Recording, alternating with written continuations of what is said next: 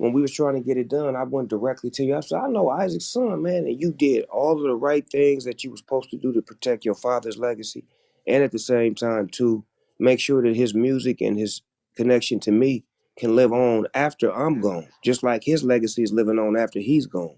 And Yeah. that's key, that when the kids get control or a piece of the estate, to do the right thing with it and not have, egos and attitudes, but just look at it as if the music has to continue to grow. It has to continue to expand. And when you present it to new generations of producers and artists and people just in general, these records that were made back then feel good today. And they need to Yeah. be known, they need to be heard. And thank you for doing that. So that way, at the end of the day, when my kids get control of my estate and I'm at the point where your father at, my kids at the point where you at, they're gonna do the right thing. Yeah, we got to do that. I'm teaching my little brother that right now. He's 17. I asked him yesterday. We haven't. That did it off of a dramatic beat. 3 times this morning. The song is called I Put My Phone to My Ear.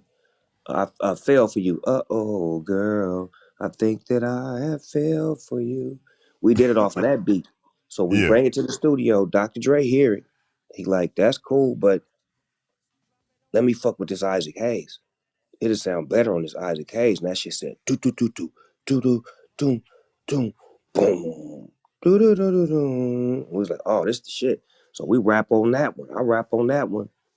And we put it on the album, put the hook on it and everything. The motherfucking album come out. We get a call that nigga that got to come off the album because it ain't been cleared with somebody who own it. And if you don't take it off, it's gonna cost $1 million. And we done pressed it up on the first 100,000 copies, and that motherfucker sold out so fast. So it was like there was a mad scramble to get it off the album. So the first niggas that bought the album got it, but the second batch and batch after that, that motherfucker didn't appear anywhere. So it was like, damn, and I was like, I like Isaac Hayes. Why Isaac Hayes didn't let me use his music? And at that time, I didn't really understand sampling and shit. I just was like, why niggas tripping when we trying to put their music in front of an audience that may not know it, but didn't know that Pops didn't have control of that part of the song because Dre used the live version instead Yeah. of the original version, which was involved with the venue and other facets of clearing the song. Correct? Correct. Yeah. Yeah. Correct. So for those, so I had always, I was the same way. I was like, damn, how come this can't be, it's like my dad is on a Snoop Dogg, like Snoop Dogg rapping over Isaac Hayes sample. Like it's crazy. Like I was excited. So that song came from, he did the Look of Love at Live at the Sahara Tahoe. He did a live album. And so I remember, getting back to the point where I started managing his estate, and I was like, let me go ask, like, why is the reason that G's Up Hoes Down was not on there? So I reached out to Concord, who now like they own the masters to Isaac Hayes', all the masters to my father's music, and so the ownership of that catalog has changed hands throughout the years. It's owned by somebody and then another company, and now Concord has it. So I reached out. I reached out to Snoop, and I was like, "Look, I think that I can get this back on the album because it's the 50th anniversary of hip hop, and we need to make it happen." So I gave Snoop a call, and then reached out to Concord, and I put everybody together because I said, this is a no brainer. Like, let's go ahead, and I know you wanted it back on there, so I thought that was extremely important because. I love that your legacy and my dad's legacy are connected in this way, being represented on your debut album. But I was glad to get it back on the album. So how was that? Like, is there anything that I'm missing besides that process of putting it together? Yep. I ain't never told you this, nigga. I met your daddy at WBLS, nigga, in New York, right? He used to Hmm. work up there, right? Yes, sir. So I'm up there doing some shit with the hip hop station. And Cuz is in the other room. I'm like, nigga, is that Isaac? I just see the back of his head. I'm like, Cuz, is that Isaac Hayes? And like, yeah. I go in the room. I'm like, what's up, Isaac Hayes? He like, Snoop Doggy Dog. I'm like, man, I'm a fan, man. I couldn't use your song, man. He was like, man, that ain't me, motherfucker. I'm down with hip hop. You ain't got to worry about me in the music. I was like, man, I fuck with you, Isaac. I love you, cuz. And that's my first time meeting cuz was at WBLS and we laughed and chopped it up. I spent about 6, 7 minutes with him and boned out. I was like, damn, I downloaded all the nigga music after that and everything. Went and watched Truck Turner 3 or 4 times. Oh, I'm glad though. I mean, Yes, sir.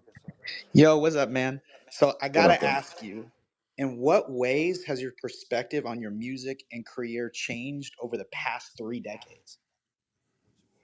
Um, it changed a lot of ways. When I first hit the scene, it was straight gangster shit. Um, only death row. Fuck y'all. I ain't fucking with y'all. Y'all ain't with us. Then it went to, all right, I'm on no limit. I'm in a whole new environment down south. Got to change my style a little bit. Got to learn how to adapt to this environment.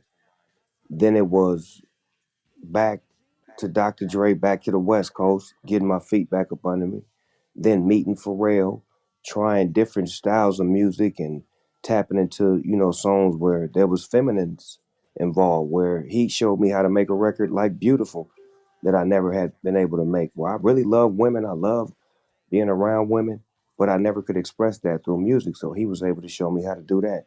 Then I was able to go into a reggae phase and make reggae music, and then I made a gospel album, and so it's like to allow myself to do the things that feel good to me. That's how my music career has changed, and I've been able to be open about it. I don't care what people say. When I had a record presented to me years ago by an artist named Shody Red, he presented me a song called Sensual Eruption, Sexual Seduction. And when he first played it for me, he was like, I did it, but I don't like it. You can have it. What you think? I'm like, all right, let me fuck with it. So I sung on it, and I was like, put a little auto tune, put a little T Pain on it. And motherfuckers around me was like, man, I don't know. This shit, I don't know, dog. I'm like, I don't give a fuck what y'all know. I believe in this shit.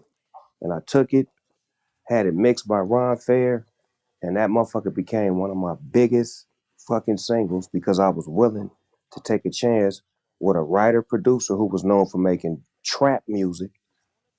This was a straight trap producer, but we was willing to go there and take that chance and you know put my put my styles on the edge, and that's what I always been. I'm like, I challenge myself. So musically, I feel like I've changed in so many different ways, but it's still me. It's all me the whole way. thank you, man. So So Al Gore, you had motherfuckers like that on our head. Like we had politicians like taking our records to court. Me and Tupac specifically, they would take yeah, our records to court and use them as examples of why they need to put parental advisory and why they need to get rid of rap music. Like we was like the poster kids of that shit, and it wasn't fair to us because we was just expressing what we knew. But at the same time, you gotta understand that's them old folks that was so trained to not see a black man win. So by any means, knock him yeah. off. Absolutely. No, and I understand that. I mean, you know, when you break barriers, you're always going to face resistance. You're always going to face opposition. People going to think you can't do it. And that's it's always part of the process. I think that's always part of the journey that I think creates artists and icons like you. This album, like I think you know, in my opinion, like I said, is just this is one of the greatest hip hop albums of all time. I want to know, like, looking back on it now, 30 years later, do you see the evolution of your own style and influence that Doggy Style had on rap music? Do you see your influence like on rap today? Where do you see yourself injected into hip hop culture? I think as far as like the generation right now, I see my influence is more media, TV, not so much music. But the generation before them, Yeah, um, I'm dripped all over that. That's my sauce all over that because you got to take into the fact that I'm from the West, family from the South, started off on Death Row, went to No Limit Records, got with Pharrell, got back with Dre. So these are different parts of the world and different people that I form relationships with, which solidified, my relationships around the globe with these different parts of the world and these different people. And that was my main goal was to get in hip hop and to make this shit fun and to make this shit like it was when I was a kid, seeing my favorites just be dope. and not be violent and so destructive. So once, you know what I'm saying, like I said, once I got in, I was just trying to be all I could be and make sure that everybody around the globe could get a hand on me. And when I do get to the point where I'm at now, I can look back and say, you know, my influence is not just music, but it's life. It's love, it's fatherhood, it's business, it's all of the above when it comes to hip hop. Because all of that shit is hip hop. You know, I always, for people that know, every time something comes out with you, I always say you are the most bankable name in commercials. Like, I don't think there's anything that you can't sell. Like, if people don't know, I will text Snoop and be like, yo, there's nothing you can't sell. There's nothing like and I think the best thing about your brand is people work with you knowing that you're you. You know, they know what they're getting into before they even pick up the phone to call you. You know what I'm saying? They know you smoke weed. You know what I'm saying? They know your personality. They know the things like, the things that you're into. And how was that process, in my opinion? Because going from doggy style to like this face of culture that allows your brand to permeate globally. Like, I always, we talk about this a lot. Like, you're selling products all over the globe. You're everywhere, on TV. How is that transition? Like, how is that going from just an artist to a brand icon? How's that process been? That process has been growth, maturity, mistakes, downfalls, bad deals, good deals, bad people represent me, good people represent me. It's all of the above. It's a roller coaster. It's just look good now because the way I play it and the way I lay it. But there's always a process to everything that you do. And a lot of times people don't get to go behind the scenes and see the work and to see the hard the things that I do, my ethic, my method of madness. You know what I'm saying? Like how I get down. You would think it's two people the way I move, Do but you that's sleep? I was asking you a question. Do you sleep, man? Because I feel like you're always up. I do.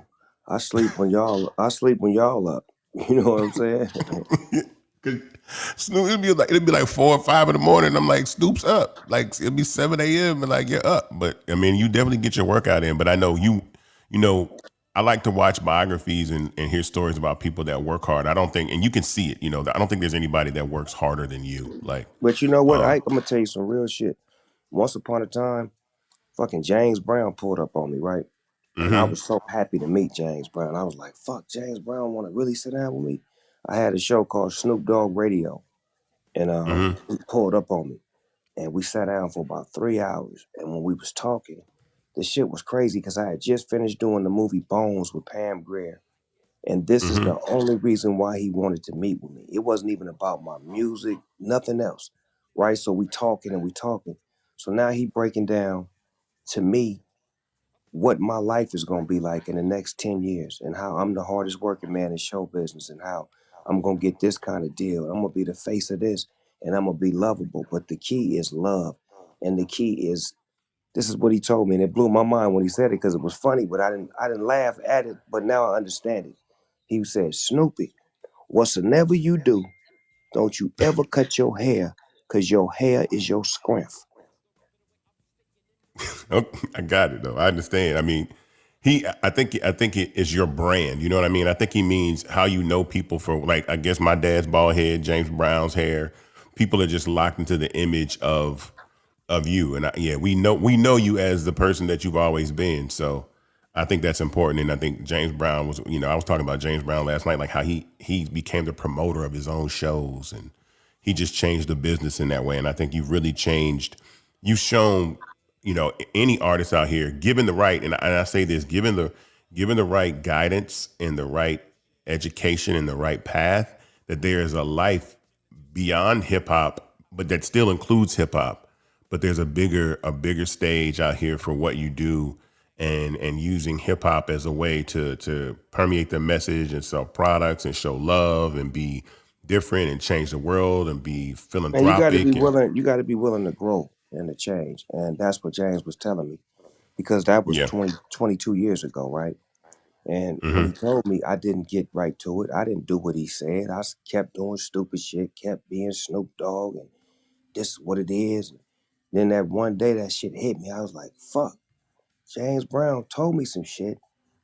And this is the greatest to ever do it. If he's spending his time 3 hours to tell me this shit, I better receive this information, dissect it, and try to live it.